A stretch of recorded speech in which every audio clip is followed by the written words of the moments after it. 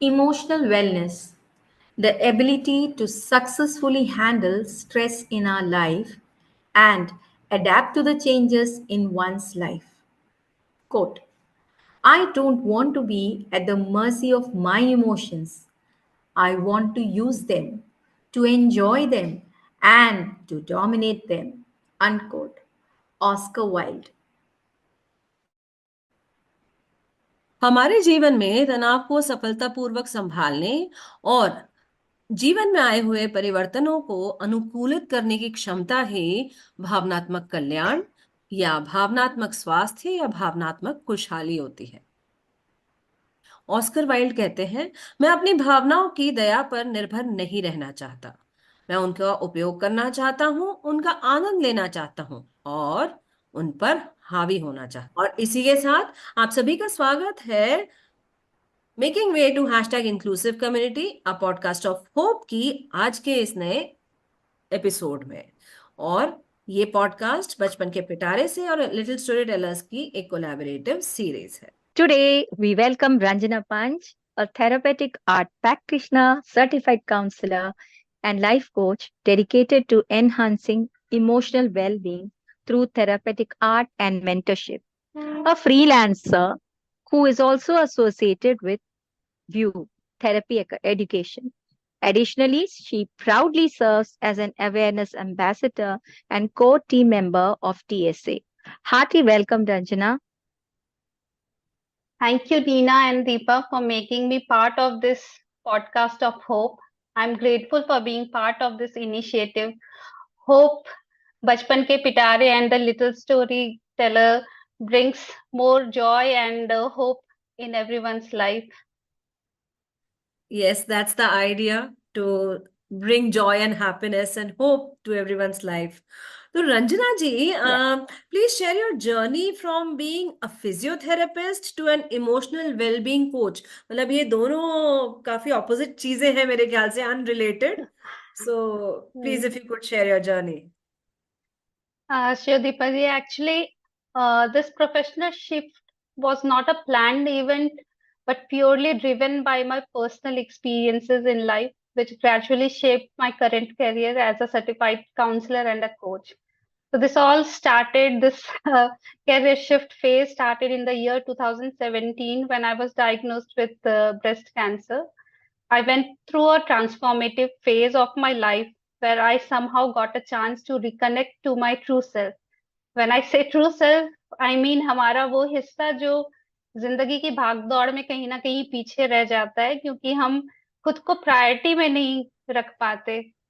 सारे रिस्पॉन्सिबिलिटीज चाहे वो प्रोफेशनल रोल्स हों, पर्सनल रोल्स हों, इन सब चीजों के जंजाल में मैं कह सकती हूँ कि हम ऐसे फंस से जाते हैं कि हम कहीं ना कहीं अपने आप को पीछे रख देते हैं। वो सही है। हमारा हिस्सा जो हम्म। छोटी छोटी चीजों में खुशी ढूंढता है, उन सब चीजों को कहीं ना कहीं कॉम्प्रोमाइज करते हैं। कई सारे एडजस्टमेंट्स होते हैं, तो इन सब चीजों में कहीं ना कहीं वो जो हिस्सा छूट जाता है, मैं उसे ट्रू सेल्फ की तरह रिप्रेजेंट कर रही हूँ।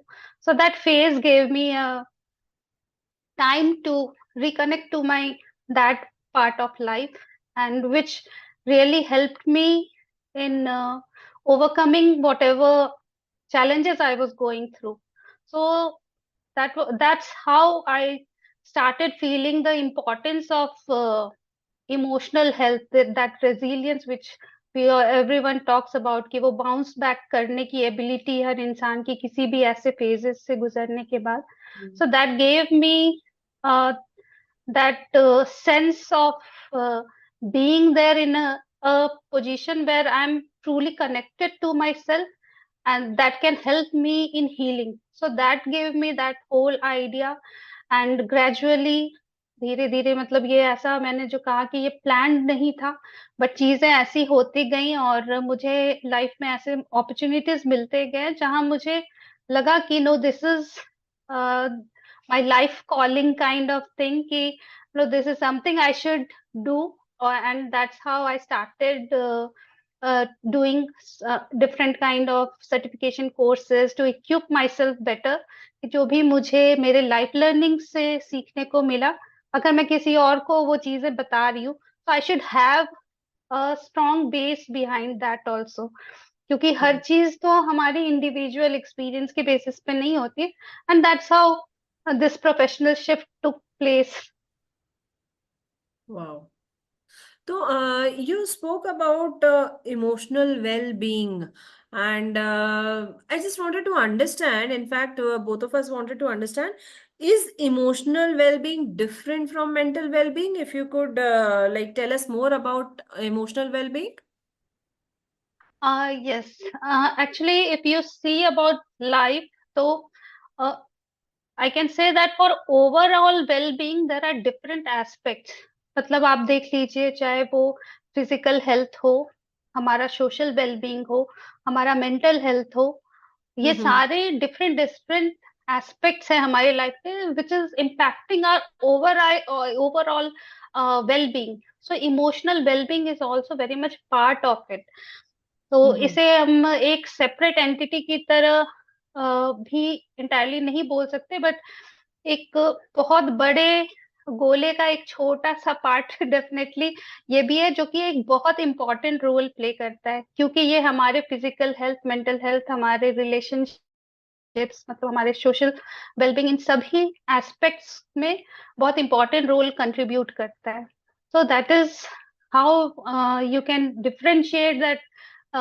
It's not like differentiating it, but understanding that how it plays a role in different aspects of our lives. और अगर आप इमोशनल वेलबींग के बारे में ऐसे देखें, तो आपने देखा होगा कि एक ही तरह की सिचुएशन में जब अलग अलग लोग फंसे होते हैं, तो हर किसी का नजरिया अलग होता है. कोई ये मेरे साथ क्यों हुआ के परेशानी में उलझ से जाते हैं, and then there is some other person also जो उस वाई की जगह ना व्हाट शुड बी डन, इस आंसर को Right. कंसिडर करते हुए आगे अपना रास्ता बनाते हैं. तो ये डिफरेंस ऑफ अप्रोच जो हमारे लाइफ में आता है, ये बेसिकली हमारे इमोशनल इंटेलिजेंस के ऊपर बहुत कुछ डिपेंड करता है.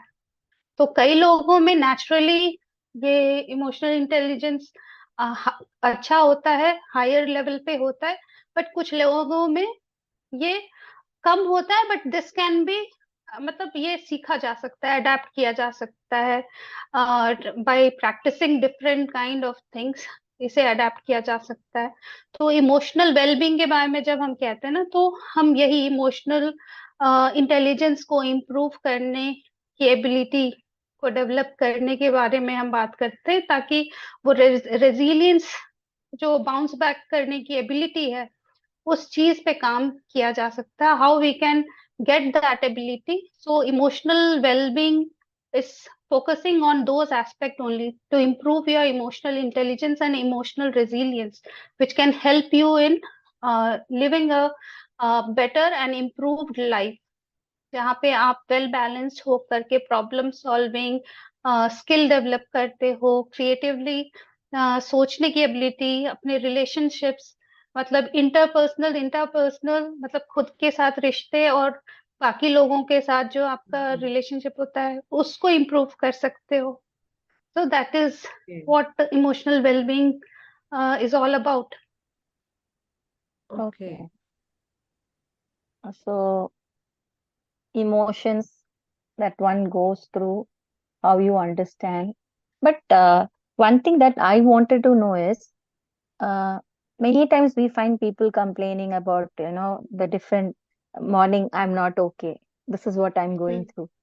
And sometimes that goes on, मतलब बहुत ज्यादा लंबा खींचता है कईयों का इमोशंस. आज मेरे साथ ऐसा हुआ, वो एक मतलब एक फेस ऐसा आता है. तो is there, if I ask you exactly, अगर हम आपसे पूछना चाहेंगे, when and why should people approach a coach और अ काउंसलर? Okay.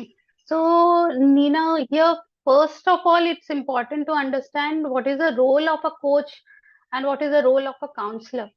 तो Yes. ओके. एक एक काउंसलर का जो रोल होता है, वो इन शॉर्ट अगर मैं बोलूं, तो it's basically taking care of whatever past trauma या कुछ भी होता है ना स्ट्रेस, हमें स्ट्रेस जनरली किन चीजों के लिए होता है? हम पुरानी जी। बातें कुछ याद करते हैं, या कुछ अनहील्ड हाँ हमारे साथ आज भी चलता आ रहा है, तो दोज हाँ। Things causes stress.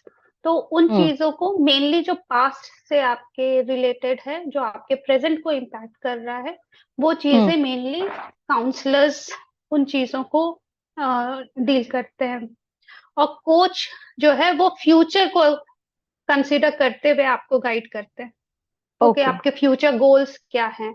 Is there anything that is stopping you from there? मतलब काफी सारे लिमिटिंग बिलीव्स हो सकते हैं इंसान के, जो ये beliefs most of the time हमारे खुद के नहीं होते हैं। मतलब 90% of the time okay. What we think about ourself, हाँ दे आर हाँ इन्फ्लुएंस्ड बाय अदर्स हाँ। Thought, others perception about us, है ना? दूसरे हमारे लिए क्या सोचते ओके। हैं, हाँ हाँ। मोस्टली हमारा उससे वो डेवलप होता है, ये लिमिटिंग बिलीव्स। तो उन पे काम करना, सो कोच बेसिकली वो फ्यूचर को कंसिडर करते हुए आपके फ्यूचर गोल्स, चाहे वो पर्सनल हो प्रोफेशनल हो, किसी भी तरह के गोल्स आपने सेट किए, तो उसको कंसिडर करते हुए आपको गाइड करते हैं। ओके। तो इन चीजों को कंसिडर करना होता है। But if you anyone is having a mental health condition, then it is advisable for them to approach a psychiatrist or a psychologist who are qualified to handle those mental health conditions. Okay, but otherwise, for day-to-day problems or issues, or if someone wants to work on their personal or professional growth, then they can approach a counselor or a coach depending on their needs in this way.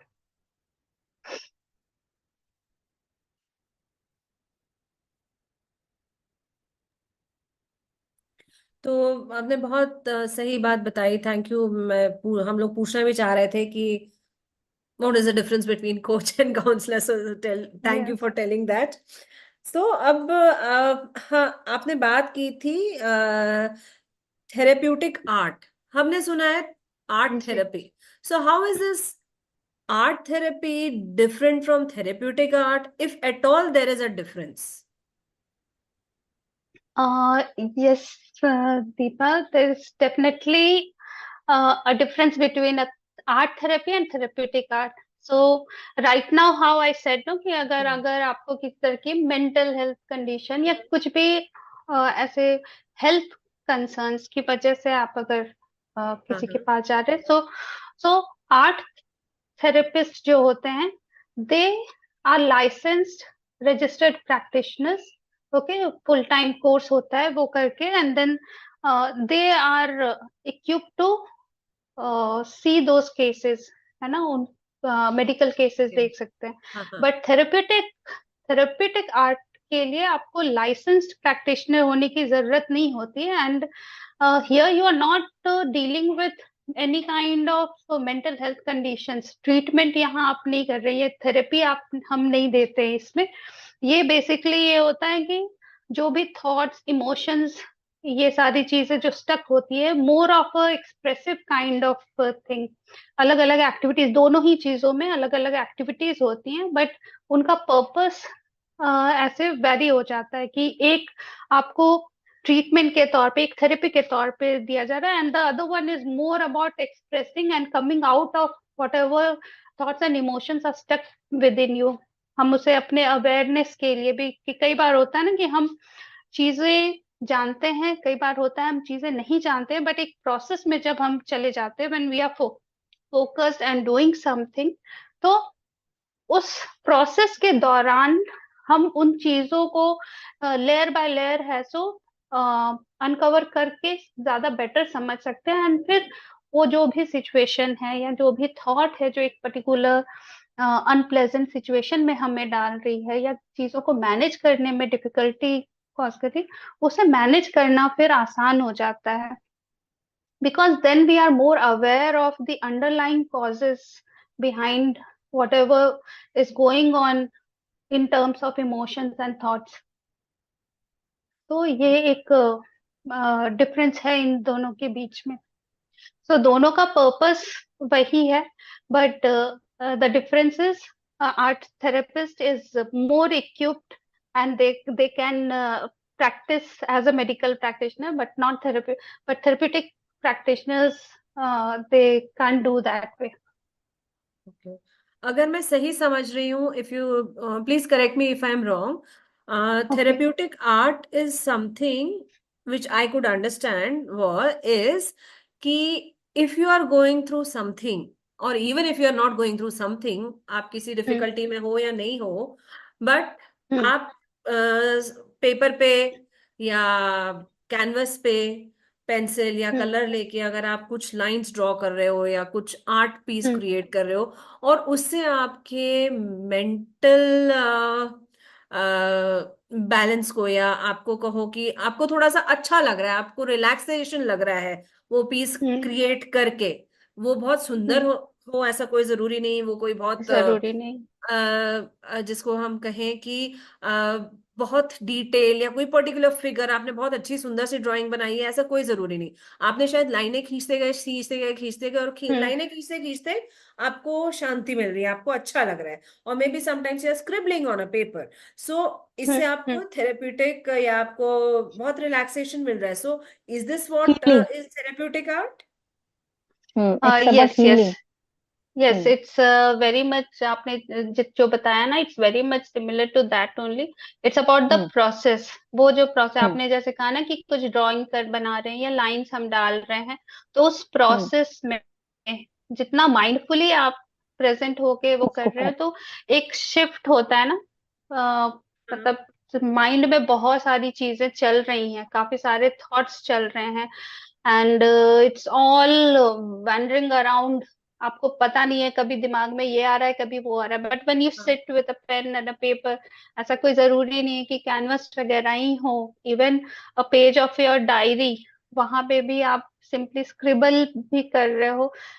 If you remember, even in during our school days also, कभी कभी होता था कि ऐसे ही बैठे बैठे unknowingly भी हमारी हाथ नोटबुक्स में काफी सारे चीजें हम बना दिया करते थे। पेंसिल तो से, हाँ। हाँ, पेंसिल से, या कभी अगर फ्री पीरियड पेंसिल, ही है, कुछ करने को हाँ नहीं है, बिकॉज हाँ। That is a very natural way. मतलब हम्म। हमारा सबसे प्रिमिटिव मोड ऑफ कम्युनिकेशन जो था वो थ्रू आर्ट ही था, थ्रू इमेजेस, थ्रू एक्शंस, हम्म। हम्म। थ्रू साउंड, इन्हीं सब चीजों के थ्रू था। तो हमारा माइंड बॉडी उस चीज से काफी कनेक्टेड है, आज से नहीं, काफी पहले से ही। तो अभी भी जब हम उससे कनेक्ट होते हैं through any kind of art, be it music, be it through colours, be it dance, any form of art, then it gives that sense of relaxation. और साथ ही साथ जब भी कुछ भी आर्ट एक कंप्लीट होता है, उसकी खूबसूरती जो भी हो, but that adds a value for you, तो वो एक होता है ना कुछ फुलफिलमेंट वाली फीलिंग, that also gives that dopamine kick to our body, वो अकम्प्लिश ओके। करने का, so that gives that happy feeling also to अस।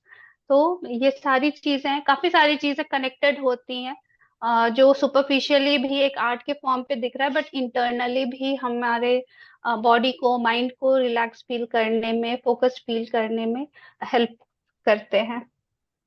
इसमें मतलब एक काइंड एक ऑफ हीलिंग हुआ ना, जी।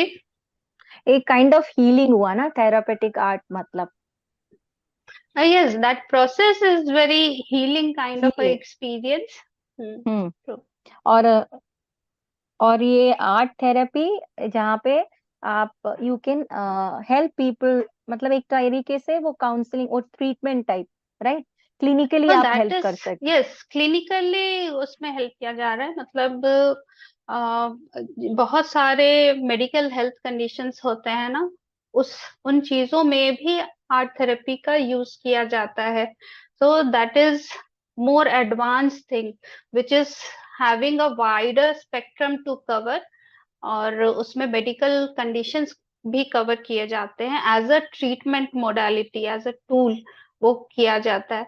बट थेरेप्यूटिक आर्ट में हम ट्रीटमेंट नहीं कर रहे होते, it is more of giving you non verbal way to express yourself, and then feel that healing. कई बार हम बातें वर्ड्स में नहीं एक्सप्रेस कर पाते क्योंकि हमें जज किया जाएगा, बट सिंबॉलिकली अगर हम, फॉर एग्जाम्पल मुझे बहुत कंफ्यूज फील हो रहा है एंड सिंबॉलिकली मैं एक पर्टिकुलर कलर को यूज कर रही हूँ, so for me that color represents whatever chaos is going on within my mind, and but someone else, for the other person, that color might mean something else. जैसे सबसे commonly use जो हम बोलचाल की भाषा में हम सभी यूज करते हैं कि red colour represents love. Red colour also represents what? Anger. Red colour Anger. Also represent या Anger. anger. So for someone, that red color might be representing a symbol of love. For the other person, that red color might be representing anger. Similarly, blue color किसी के लिए peace represent कर रहा है, but for someone else, that same blue color might be representing sadness or depression, something like that. तो वो बिल्कुल code word की तरह हो जाता है जहां आप बिल्कुल अनफिल्टर्ड होके अपने आप को एक्सप्रेस कर सकते हैं कि कोई मेरे वर्ड्स को जज कर सकता है, but this is about how each one is going to perceive. जैसे एक आर्टिस्ट का आर्ट वर्क भी होता है, I am talking about a creative art work, उसे भी जितने लोग देखते हैं हर किसी का अपना अपना पर्सपेक्टिव होता है, उस आर्ट वर्क को परसीव करते हैं जिस तरीके से. So that varies. So it gives you that non-judgmental space to express yourself. तो आप बिल्कुल अनफिल्टर्ड होकर के अपने आप को एक्सप्रेस कर सकते हैं, and you can release whatever is there within you which you are unable because of the fear of being judged और any kind of other inhibitions you are not able to express, और वो आपको problem आपके life में create कर रहा है. तो through art you can express those things. So how far is it analyzed when we think the emotions are analyzed, या ऐसे कहें कि इसका एनालिसिस कैसे करते हैं? थेरेप्यूटिक आर्ट के बारे में जब हम कहते हैं ना, तो we don't analyse the art. मतलब उस जो भी सामने वाले ने जो भी अपने इमोशंस बोले या अपने थॉट्स जो भी एक्सप्रेस किए हैं, वी डोंट एनालाइज दैट. हाँ, क्योंकि वो एक, मैंने पहले भी बताया था कि art therapy is a vast subject, और आर्ट थेरेपी के अंदर में ये सारी चीजें आती हैं कि जहाँ पे you have to understand the psychology of the person, क्योंकि वहाँ उसका पर्पस डिफरेंट होता है, that is more of a therapy kind of thing. तो वहां पे आर्ट को एनालाइज करना, उसके उस आर्ट के पीछे की साइकोलॉजी को समझना, वहां वो इम्पोर्टेंस ज्यादा रखता है. बट थेरेप्यूटिक आर्ट के बारे में जब हम बात करते हैं तो यहाँ पे हम उस आर्ट को एनालाइज नहीं करते. जो भी एक्सप्रेस किया है सामने वाले ने, that is purely their emotions, their expression, and that is not being analysed by us. और ये टोटली सामने वाले के ऊपर डिपेंड करता है कि वो उसके बारे में डिटेल्स में कुछ बताना चाहते हैं, एक्सप्रेस करना चाहते हैं थ्रू वर्ड्स और not. Otherwise mainly the person have their own record, जो उनका पर्सनल रिकॉर्ड होता है कि वो आर्ट करने से पहले उनके माइंड में किस तरह की बातें चल रही थी. There are different activities based on the need of the person, and then later on the person only reflect upon whatever outcome has come, and it's more about that process of making that art, how it made that person feel. So we don't analyze their artworks or the choice of colors or something. It's completely non-judgmental kind of a thing. It is basically to analyze what they are going through, isn't it? Their feelings, what they are going through when they are doing it, when through their art, है ना? मतलब आप ऐसे समझिए कि उस process को करते समय, जैसे कोई इंसान काफी स्ट्रेस्ड है, उसके माइंड में काफी सारे थॉट्स चल रहे हैं, and then if that person sit with a pen and a paper and start drawing some circles only. Okay, some repeated patterns, circles or any other pattern, whatever they feel like. अगर वही बना रहे हैं and they Hmm. shift their focus on doing that activity. Okay, so Okay. suddenly वो जो काफी सारे running thoughts होते हैं उससे उनका ध्यान एक फोकस्ड वे में चला जाता है, so that whole process helps that person to stay focused and calm and be in the present moment. Okay. है ना, Okay. वो So, पास्ट के या फ्यूचर के जो भी ऐसे इस तरह की चीजें होती हैं उन थॉट्स पे वो स्ट्रेस या एंशियस थॉट्स में नहीं ना रह करके वो उस प्रोसेस में जो भी आर्ट एक्टिविटी वो कर रहे हैं उसमें उनका फोकस रहता है, and that process calms them and make them feel much more relaxed and better before. okay. So, how is it emotional well-being when we talk about emotional well-being? How is it helpful for people with additional needs? और care givers जो है उनके लिए कितना मतलब helpful है? Okay, so Nina, even you will agree on this that when anyone is going through uncertainty of life, they might find it very difficult to stay tuned to themselves. So here, therapeutic art, or I can say even in that case, awareness of self, the self-awareness or emotional awareness, what we talked about earlier. So they give that means to them to stay tuned to themselves. Like earlier I said that कि जब हम अपने आप से disconnect हो जाते हैं तो बहुत सारी चीजें समझ में नहीं आती हैं हमें, और अनप्लेजेंट इमोशंस हमारे ऊपर बहुत हावी हो जाते हैं. So these things, emotional awareness and therapeutic art, these are like one among those many tools which help us to stay tuned to ourselves, and that makes the process much more easier to manage Okay. whatever emotional or you can say that different kind of stresses that one person is going through.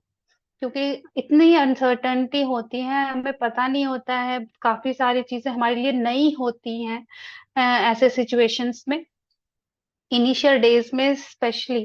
तो चाहे वो जो भी person है, the person who is in need and even the care taker, they both go through a lot of disturbance in their overall lifestyle, I can say. सारी चीजें काफी सारी डिस्टर्ब हो जाती हैं. तो ऐसे में ये चीजें एक टूल की तरह से काम करती हैं जो उनको अपने इमोशंस को रिजॉल्व करने में, इमोशनल कॉन्फ्लिक्ट्स जो चलते रहते हैं उन्हें रिजॉल्व करने में, स्ट्रेस को रिलीव करने में, इन सब चीजों में हेल्प करती हैं. इवन जो एंजाइटी, मतलब जो चीजें नहीं है, जिनके बारे में हमें नहीं पता है, वो उन चीजों के बारे, वो थॉट्स काफी ज्यादा ऐसे सिचुएशंस में हमारे ऊपर हावी हो जाती है, बिकॉज देयर इज अनसर्टेनिटी, हमें पता नहीं है नेक्स्ट क्या होने वाला है. So it becomes like a very anxious kind of a situation. तो इन चीजों को रिड्यूस करने में या इन्हें मैनेज करने में हमारा इमोशनल अवेयरनेस और even art as a therapeutic tool काफी हेल्पफुल होता है इन चीजों को रिजॉल्व करने के लिए. Here it is Okay. Not about the beauty of the art. अगर हम आर्ट के पॉइंट ऑफ व्यू से बोले, it's not about the beauty of the art, but it is one medium which gives you a mode to de-stress yourself or even learn to focus and be mindful, be present in the moment, है ना, उसके लिए help करता है.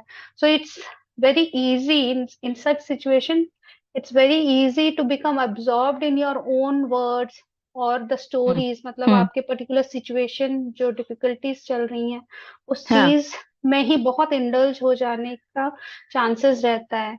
So engaging in art helps to bypass the running thoughts and completely immerse you in the moment. जो बिल्कुल unfiltered होता है और हाँ अनएडिटेड होता है, क्योंकि वहां आपको वो फियर ऑफ जजमेंट नहीं होता है ना। सो इट्स कंप्लीटली अनएडिटेड, जो जैसा है आप उस तरीके से उसे एक्सप्रेस कर सकते हैं।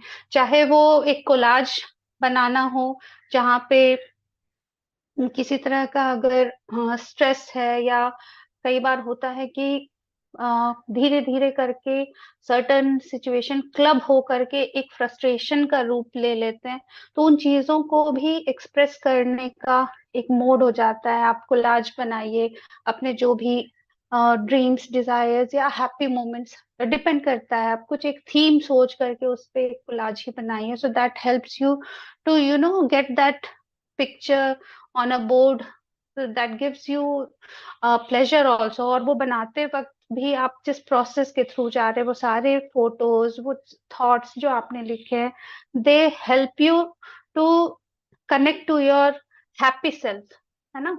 वो ऐसे होता है। या तो फिर हाँ हाँ कई बार आपने देखा होगा कि कुछ भी सूदिंग म्यूजिक लगा करके भी अगर आप हाँ कुछ लिखने को बैठिए या कुछ ड्रॉ करने के लिए बैठिए, तो उस फ्लो में, उस सूदिंग म्यूजिक के इन्फ्लुएंस के साथ साथ, जब आप कितने भी टेंस्ड हो, but when you do something in that flow, it gives that peace and relaxation, and you are also allowed to express whatever is going within. So these are means through which anyone can take a break from whatever is going on, which is not under their control. Even a 10 minutes time, 10 to 15 minutes time, if one person is able to take out, so that will give them that much needed fuel to keep going। क्योंकि कई सारे चीजें तो ऐसी होती हैं जो मतलब महीने, 2 महीने या साल भर की बात नहीं है, these our life long.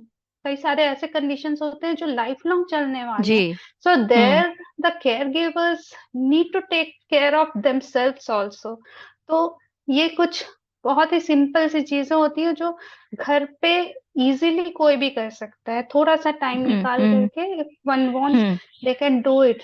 so in this way, these tools can be helpful to them। Okay okay. तो अभी I think Deepa, you want to add on something? Yes, because मैं जब आपकी बात सुन रही थी तो मुझे रियलाइज हुआ काफी साल पहले, या कभी हम्म, आज भी, मतलब जब कभी अपसेट होती हूँ या when I am not feeling well और I am not in my own comfort zone, there hmm, are things in life that happen. हमारी लाइफ में बहुत कुछ ऐसा चल रहा होता है जिस पर हमारा कोई कंट्रोल ही नहीं है, और हम्म, वो आपको डिस्टर्ब कर जाती हैं। तो कई बार मुझे याद है मेरी मम्मी हमेशा बोलती थी कि नहीं तुम ये ड्राइंग कर लो, ठीक है, या तुम ये हम्म, पेंटिंग कर लो। सो हम्म, और उन चीजों ने मुझे, एक पीरियड था मेरे लाइफ में जब बहुत स्ट्रेस होता था, so what my mom and my मासी डिड वाज कि उन्होंने बहुत सारा आर्ट एंड क्राफ्ट मटेरियल खरीदा और मुझे पार्सल हम्म, करके भेजा। एंड दे मेरे रोज बोलते थे तुम ये करती थी, तुमने ये करना शुरू किया कि नहीं किया। So I used to make some envelopes, different kinds of different shapes, अलग अलग तरह हम्म, के बड़े फैंसी खूबसूरत से एनवलप्स आते हैं, और मैं स्क्रोल्स बना रही होती थी, या मैं पॉट डेकोरेशन करती थी, glass painting, anything I could do. And उनमें मैं इतना खो जाती थी कि मुझे नहीं हम्म, रियलाइज होता था कि टाइम कहाँ निकल गया। और उसके बाद तो it was like energiser for me. चलो अब कौन सी प्रॉब्लम आ रही है, चलो अब आगे देखती हूँ मैं, let me do it. Hmm, तो I have felt that impact, but then yes, आपने बहुत जरूरी बात बताई, it is not analysed by anyone, right. तो हमें जजमेंट का डर नहीं है। जजमेंट का तो डर नहीं है। और स्पेशली अगर हम बात करें, because this is a podcast of hope, we are talking about diversity and inclusion, तो डाइवर्सिटी तो बहुत तरह का आर्ट फॉर्म होता है। It's not only drawing and painting and creating craft. Yes. मेरे ख्याल से जब मैंने स्टोरी टेलिंग किया था, it was therapeutic for me. जितना मुझे सुनने में मजा आता था, मुझे कहानी सुनाने में भी बहुत, मतलब थेरेप्यूटिक फील होता था। तो I think you would agree with me Ranjana ji कि it's not only about drawing, painting और craft, it yes, can be yes, any art form, right. Yes, absolutely, it can be any art form. मैंने जैसे पहले भी art therapy के बारे में जब मैंने बताया था, तो मैंने मेंशन किया कि इवन डांस, म्यूजिक, ड्रामा, ये सारी चीजें, इवन स्टोरी टेलिंग आपने कहा, वो हो गया। बी इट, आपने वो सुना होगा जब ड्राइड लीव्स वगैरह से भी कई क्राफ्ट आइटम्स, ये हाँ, सारी क्राफ्ट वर्क चीजें करते हैं, हाँ, बनती हैं, पेंसिल के। क्राफ्ट। हाँ हाँ हाँ। यस, उन सब चीजों से भी, फ्लावर्स को ड्राई करके होता है। सो मतलब आप जितनी चीजों को एक्सप्लोर कर सकते हो, उतनी वैरायटी है। और इसलिए मैंने कहा कि अगर 10 से 15 मिनट भी जो चीजें आपके पास अवेलेबल हैं, और हाँ, आपको पता है कि मैंने स्टार्टिंग में एक बात कही थी कि टू कनेक्ट विथ योरसेल्फ, जब हम कनेक्ट होते हैं, अभी दीपा जी आपने ही जैसे बताया है ना, कि आप पहले किया करते थे, एंड दैट्स द रीजन आपकी मम्मी और मासी वगैरह उन्होंने आपको भेजा था वो जी, कलर्स की, पहले किया करती थी, अभी फिर से करो। So that was connected to you since long time, है ना। बट यस, मैंने जो बोला कि हम भूल जाते हैं हाँ, चीजें, कहीं ना कहीं हमें वो जरूरत नहीं महसूस होती, क्योंकि हाँ, हमारे प्रायोरिटी में दूसरी रिस्पॉन्सिबिलिटीज ज्यादा आ जाती आ हैं, जाते हैं, कि अभी हाँ। मैं बैठ करके अभी मैं कलर करने बैठूंगी क्या, इससे अच्छा मैं हाँ, अभी कुछ घर काम का कर ही लो। काम है वो कर लूं, हाँ, ऑफिस का ये सही कहा। काम पेंडिंग था ये फिनिश कर लूं। सही। हमारा ध्यान ज्यादातर उन चीजों पे चला जाता है। और कहीं ना कहीं हम जितने भी, आप एक हॉबी ही समझ लीजिए कि जो बचपन से हमारी एक हॉबी रही हो, हम उनसे डिस्कनेक्ट होते चले जाते हैं, उनसे दूर होते हाँ चले जाते हैं। और हाँ। वो जितनी भी चीजें हमारे लाइफ में हमें खुशी देती हैं, उनसे हम जितना कनेक्टेड रहें, भले ही कम देर के लिए क्यों नहीं कनेक्टेड रहे, बट अगर हम उससे कनेक्टेड हैं, तो वो हमारी लाइफ में जो भी अप्स एंड डाउन्स आ रहे हैं, उससे हमें डील करने में, उसे मैनेज करने में बहुत हेल्प करता है। तो हम्म। जिसके लिए भी जो भी चीज वर्क करता है, किसी के लिए अगर निटिंग वर्क करता है तो निटिंग, किसी के लिए कलर्स, पेंटिंग्स वगैरह कनेक्टेड है तो वो, किसी के लिए म्यूजिक उतना उसका थेरेप्यूटिक इफेक्ट है, किसी के लिए हाँ स्टोरी हाँ कहना हाँ थेरेप्यूटिक हाँ। फील करता है। तो जो भी ऐसी चीजें हैं, उससे कनेक्टेड रहना जरूरी है, क्योंकि वो आपको आपके इनर सेल्फ से कनेक्टेड रहता है, जो बिल्कुल किसी के परवाह नहीं करता कि कि ये मैं अच्छा गा रही हूँ या बुरा गा रही हूँ, नहीं, उन्हें मुझे गुनगुना करके खुशी मिल रही है तो मैं गुनगुना रही हूँ, ये मैं अच्छा बना रही हूँ बुरा बना रही हूँ, वहां पे वो मैटर नहीं करता। ये बना करके मैंने एक प्रोडक्टिव चीज किया जो पॉजिटिवली इंगेजिंग था, that was that kept me engaged positively, मतलब वो टाइम पास या डिस्ट्रैक्शन नहीं था, I am connected to that, and that's the reason that is helping me to heal whatever scars are there within. Correct. जैसे अभी आपने बोला कि सुर में गा रहे हो या अच्छा कर रहे हो, मुझे हाँ। याद है जब बहुत पहले बचपन में कुछ भी होता था, जैसे स्कूल से आई, स्ट्रेस आउट हुआ, कुछ हुआ, तो मैं बस अपना गाना शुरू कर देती थी। ये नहीं देखती थी कि मैं ताल में हूँ, सुर में जो है, हम्म। आई सिंग। एंड अभी भी, और फिर बीच में एक ऐसा दौर आया, when you grow up, when you have responsibilities, all of a sudden I stopped singing for, I hmm. think, for decades. वो उस मतलब I just, वो you call it, you can say, was not liking to something that stopped me. And it's during, then after joining a job, that somewhere, for school or something, hmm. was part of it. But when COVID began, when we were all at home, that's when my kids told me about an app, Smule singing app, and they introduced me.